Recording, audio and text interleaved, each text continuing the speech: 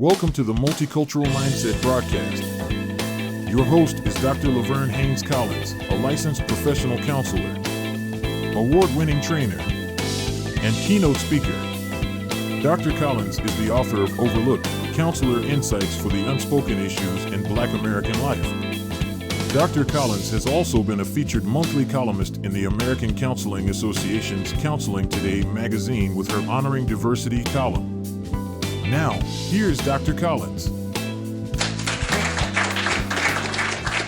Hello, everyone, and welcome to another episode of the Multicultural Mindset. I am your host, Dr. LaVerne Collins, and I'm so glad once again to welcome you to our discussion about what it means to be multiculturally minded when it comes to the delivery of our services as mental health professionals.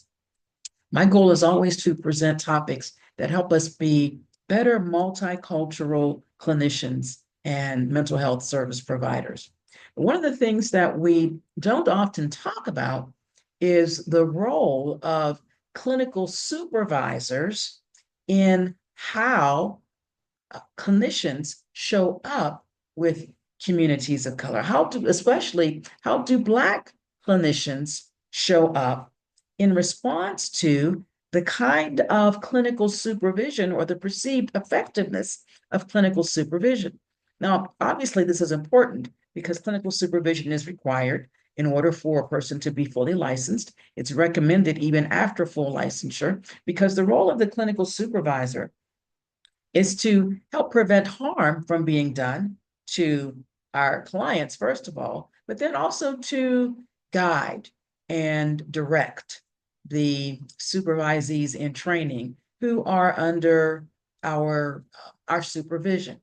So today we're going to talk about that supervision. And my guest today is going to join us in a minute is Dr. Tracy Hunt. And Dr. Tracy Hunt is just a phenomenal woman. She's been in the field for a long time, recently earned her doctoral degree in counselor education and did her dissertation on this important topic of the effects of the clinical supervisor on the authenticity of clinicians of color when they are in sessions. So let me introduce Dr. Hunt, and then I'm going to cut right to that clip.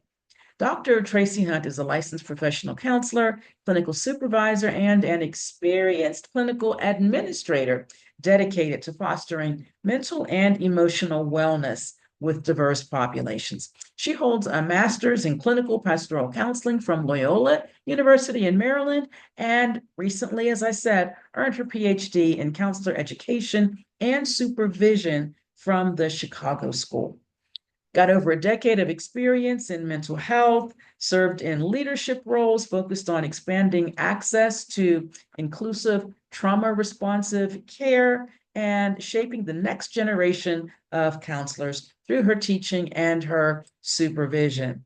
She's driven by a passion for innovative solutions, and she is committed to transforming mental health services and ensuring that individuals from all walks of life have the tools to thrive.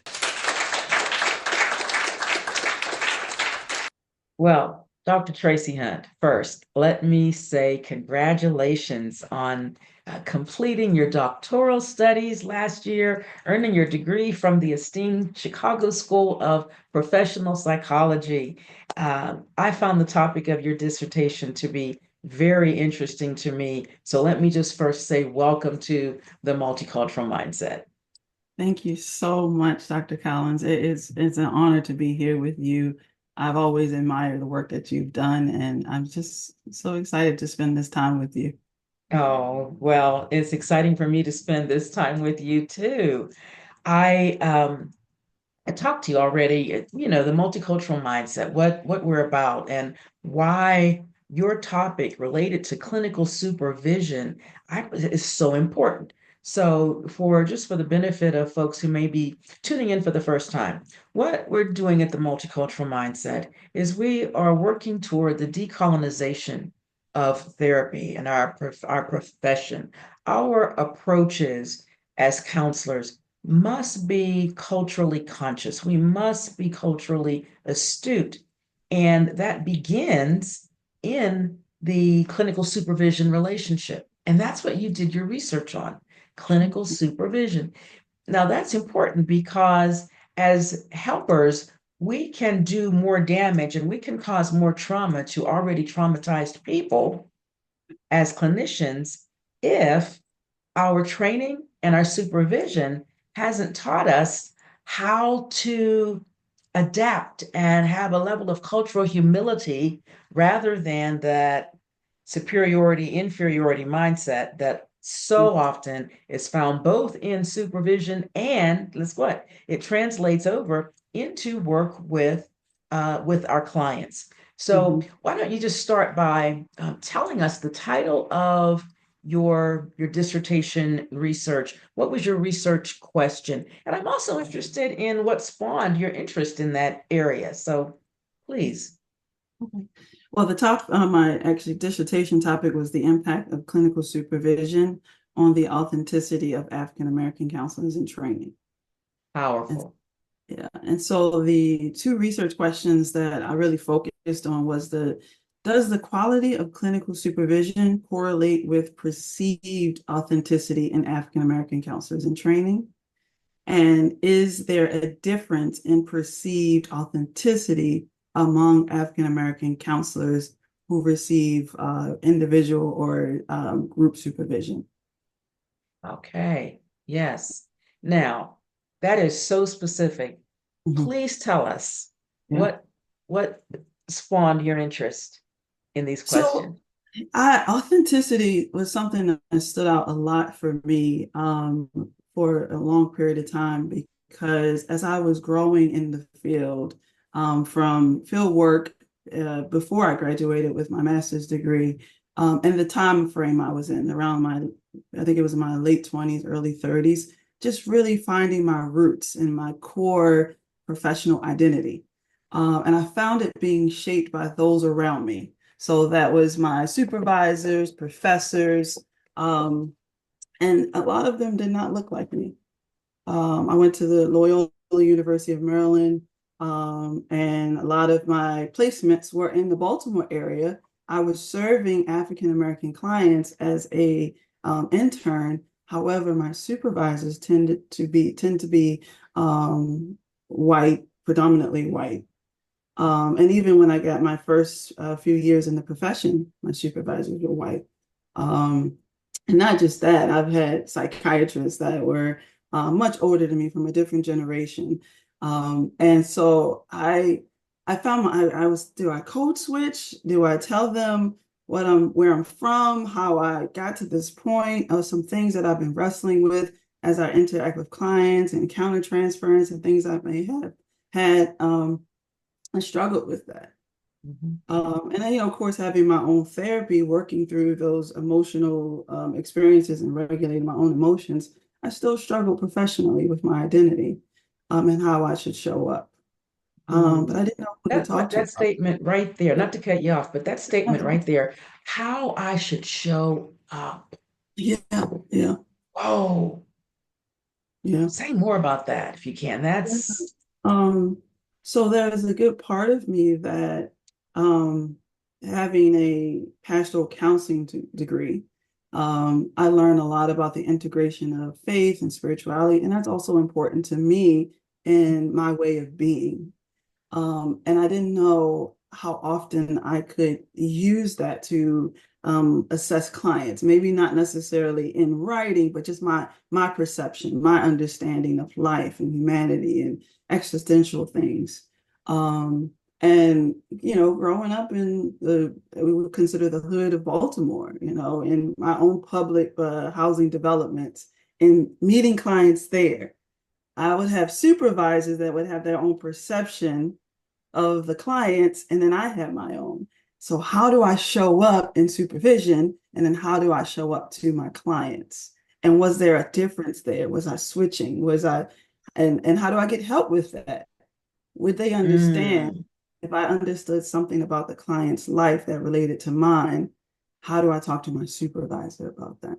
Yes, So yes, showing up within different capacities, from the clinician yes.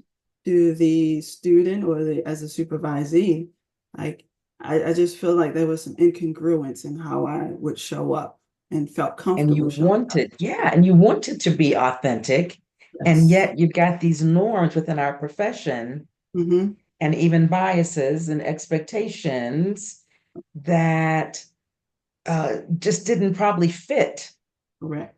or Correct. would have done more harm if you had leaned into that, Mm-hmm. into Yeah. what the profession tells us about how we present. And connection is the Yeah. most important thing in the counseling relationship, right? Yes. Yes. And how do you Yeah. connect truly Exactly. without being authentic? Yeah.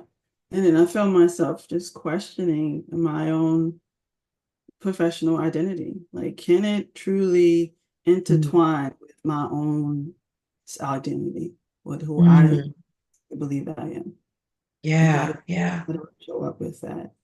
Um, just a small tidbit is something that even this is not necessarily well, I guess you consider it cultural as well. I use my sense of humor was also a part of who how I identified.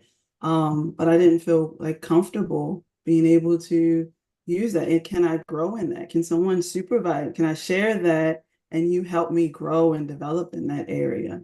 So Mm, there's so many different components of who I am, how my culture showed, how culture showed up through me, mhm. and how was I going to grow into my identity that way.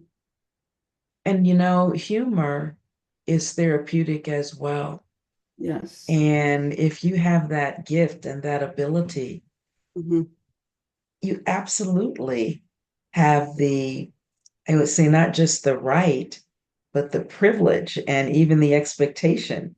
I believe Hmm. that we are wired for the people that we are called to and for the task that we're called to. God created us, He knit us together in our Yeah. mother's wombs. I Yes. believe that as a person of faith myself. So what you have within you is what is needed for the work that you do and the people that you will be called to. Hmm. Hmm. So yes, authenticity is absolutely, Yeah. absolutely essential. And yet you found yourself struggling with, Hmm. can I be Hmm. who I Yeah, exactly. And if to your point, if you are called to a certain person and group at a particular time, but am? I can't access who I am and the Mhm, truth of who I am and stand mhm, on that, then I mhm. may miss helping those persons that I am called to in that moment, or being Yeah. able to help them in the best way possible. Because, the research shows that authenticity in counseling in the space promotes trust, right? Yes. Unconditional Yes. positive regard. That therapeutic exchange or alliance is strengthened when the counselor can be authentic as well. Yes. Yeah. And so many Black, Indigenous, and people of color have experienced significant trauma.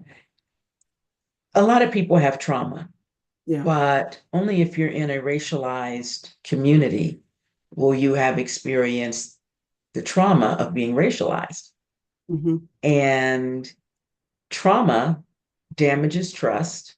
And Yeah. as you're saying, it's relationship that helps to strengthen trust. So when you Hmm. have a people who have already experienced, in many cases, Hmm. compound levels of trauma that is identity based, Yeah. you would certainly be, I would say it would be unethical Hmm. not to present and show them and commit yourself to being present authentically for the sake of helping to heal the trauma, Yeah. even. Absolutely. Yeah. Absolutely. Yeah. Thank you for sharing your backstory there. I love that. I love backstories and how they hear how people's personal stories impact the work. And I believe that that's actually where some of the most effective work happens Yeah. Yeah. when you have a personal understanding of the problem. Mm-hmm. So let me ask you this. That was the backstory. On the other end, the end of the day, what did your research findings show? So one thing that wasn't too surprising is that um, the perceived quality of supervision positively correlated with authenticity. I just knew in my heart of hearts, based on my own experience, what I've seen and experienced, that perceived quality of supervision would impact the authenticity of the Now, I'm hearing that the perceived quality of yeah, supervision impacts the authenticity yeah. of the counselor in the counseling relationship. The perceived quality. So it's the perception of the supervisee, Correct. not the supervisor. Yeah. It's Yeah. it's the Yeah. supervisee's perception Mhm. of the quality of supervision. So in other words, how the supervisee experiences supervision and how they feel and what they get from Yes. supervision is what impacts how authentic that supervisee will be Yeah. in the counseling session.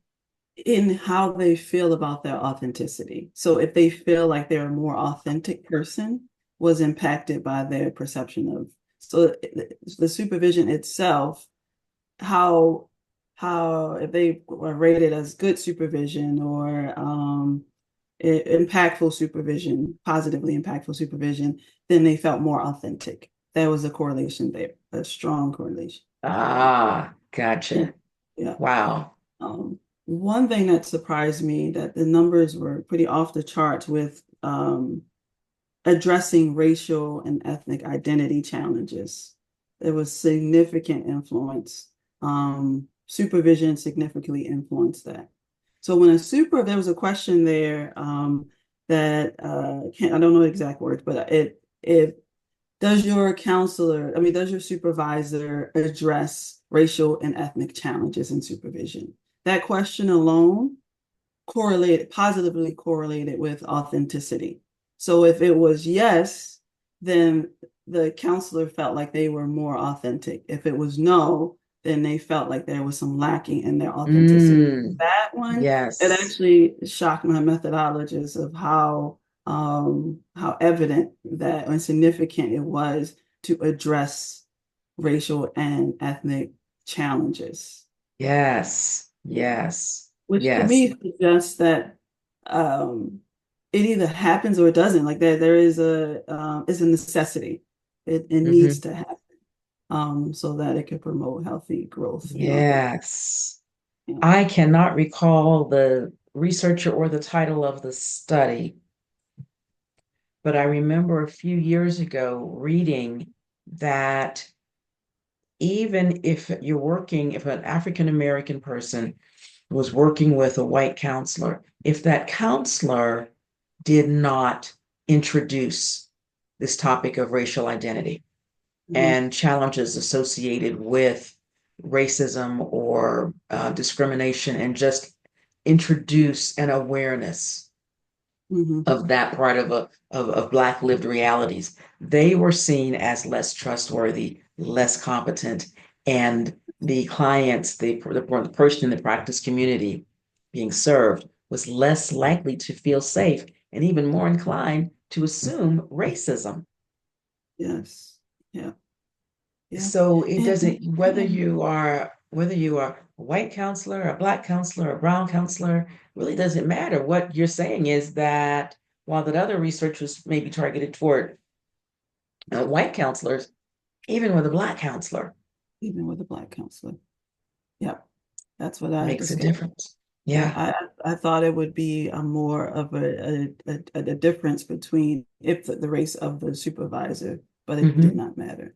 It didn't It did matter. not. Yeah. Okay. And I would imagine because that space is meant to help to cultivate and strengthen Hmm. and grow the supervisee, right? Hmm. Yes. So Yes. if is this a safe space for me to share my challenges? Because in order for me to be the best clinician I can be, I have to have self-awareness. I mean, that's in every core competency, right? Self-awareness is Right. important.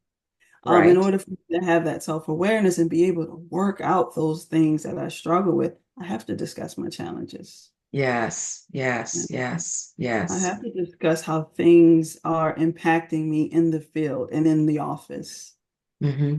right? And how they correlate to what I've been through and maybe Right, going through at home. right, right. Oh, I love this. I love the impact that this can have in our profession, in supervision. How do you see personally your research shaping and influencing mental health care? I believe we can have a more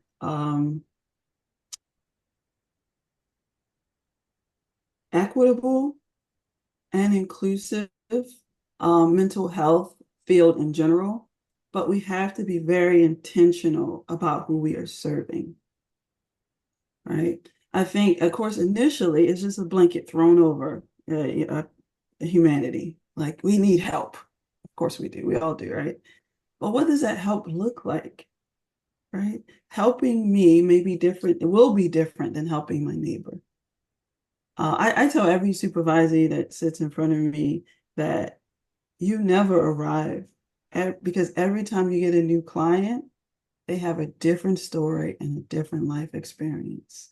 And I think the entire mental health field has to remember that each culture, each person, each race, it's so many um, twists and turns in each of our lives. We have to keep digging so that we can hit the very core of each person. The only way you can do that is if you have transparency and trust and safety with one-on-one experiences.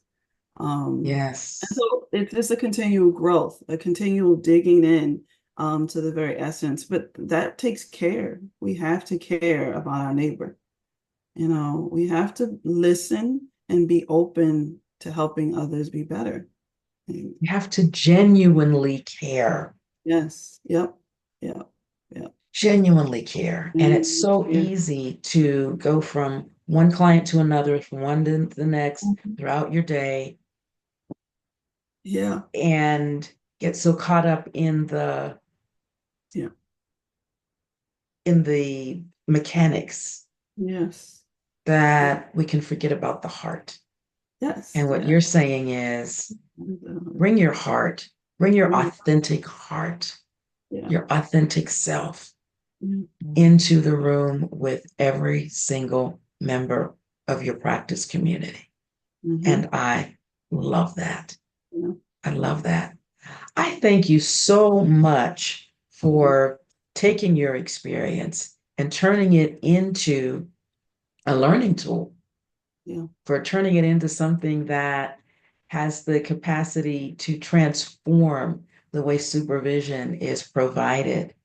mm-hmm, And when supervision is provided well, counselors are better prepared, mm-hmm, equipped, self aware, all yeah. of that. And the result is better care for the people that we serve. So thank you. Are there any closing comments you'd like to make for the counselors or administrators and supervisors in our listening audience? Yeah, as you mentioned, Matt, the heart, right? The matters of the heart. And the thing I thought about is one of the big challenges right now in our society is this individualistic society, and we're all moving so quickly to get the next opportunity to show who we are on larger platforms. And so much of that takes us away from the matters of the heart because we forget how communal we need to be for our own growth.